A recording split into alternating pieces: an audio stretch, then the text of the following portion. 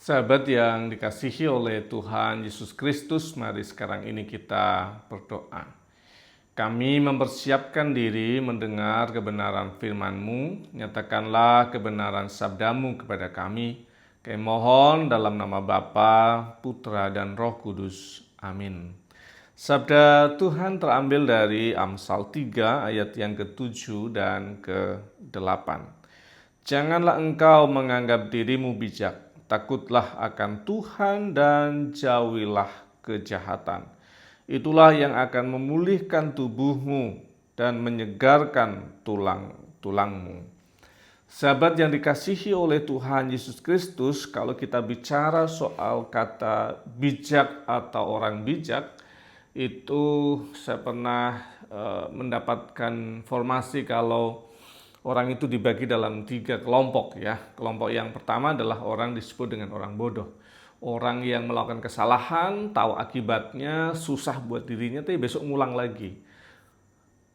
Susah lagi, sedikit bertobat, tapi besok ngulang lagi. Terus begitu dan lingkaran kesengsaraannya tidak pernah selesai. Mengulang-ulang hal-hal yang salah dan itu disebut dengan bodoh. Sudah tahu akibatnya, besok ngulang lagi, kira-kira begitu. Yang kedua adalah orang yang belajar dari kesalahannya. Orang yang belajar kesalahan, kemudian dapat akibatnya yang buruk dan besok nggak ngulang lagi. Nah, kategori kedua ini disebut dengan orang biasa. Jadi bukan orang bijaksana, bukan. Orang biasa. Orang yang belajar dari kesalahannya sendiri. Sedangkan orang yang ketiga adalah orang bijaksana. Orang yang belajar dari kesalahannya orang lain. Dia tidak perlu belajar, dia tidak perlu melakukan kesalahan terus dapat akibat yang buruk baru belajar, enggak. Dia dengan tenang, dia belajar dengan rendah hati dari orang lain dan dari situ dia akan mendapatkan ilmu tanpa harus melakukan kesalahan yang sama. Ini yang disebut dengan orang bijaksana.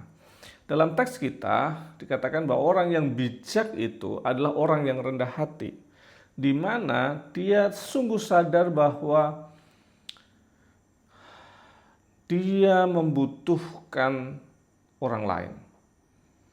Janganlah engkau menganggap dirimu bijak.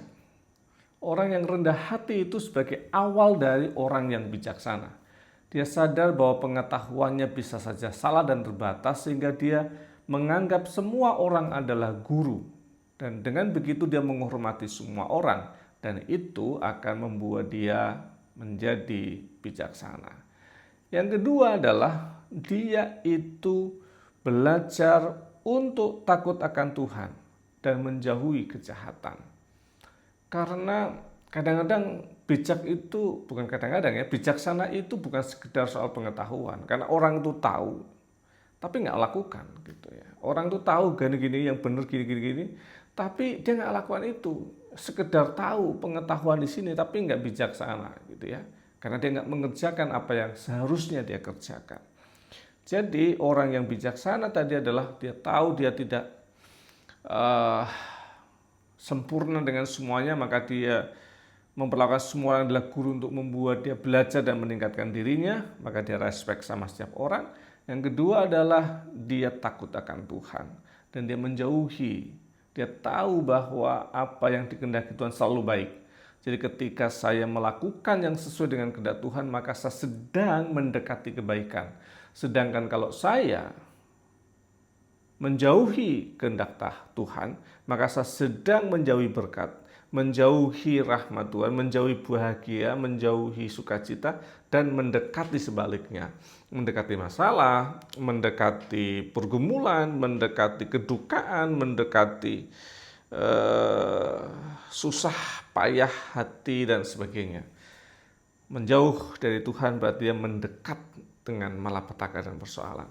Dan dia tahu itu, maka dia kerjakan yang sesuai dengan kehendak Tuhan. Kalau menempatkan orang dengan respek, mengerjakan kehendak Tuhan dengan baik, maka janjinya ada pada ayat yang ke-8. Itu yang memulihkan tubuhmu. Karena pikiran, perasaan mempengaruhi tubuh kita. Dia akan pulihkan tubuh dan menyegarkan tulang-tulangmu. Maka hidup yang dipulihkan, itu yang dinyatakan Tuhan dengan sempurna. tubuh, jiwa, dan roh semua diberesin jika kita kerjakan pada ayat yang ke-7 tadi. Kiranya Tuhan memberkati. Amin. Mari kita berdoa. Bapa kami yang di surga, dikuduskanlah namamu, datanglah kerajaanmu, jadilah kehendak-Mu di bumi seperti di surga. Berikanlah kami pada hari ini makanan kami yang secukupnya, dan ampunilah kami akan kesalahan kami, seperti kami juga mengampuni orang yang bersalah pada kami. Dan janganlah membawa kami dalam pencobaan, tapi lepaskanlah kami daripada yang jahat. Karena Engkaulah yang punya kerajaan dan kuasa dan kemuliaan sampai selama-lamanya. Amin. Tuhan yang senantiasa menopang, senantiasa mengasihi dan memulihkan setiap sahabat. Dalam nama Bapa, Putra, dan Roh Kudus. Amin.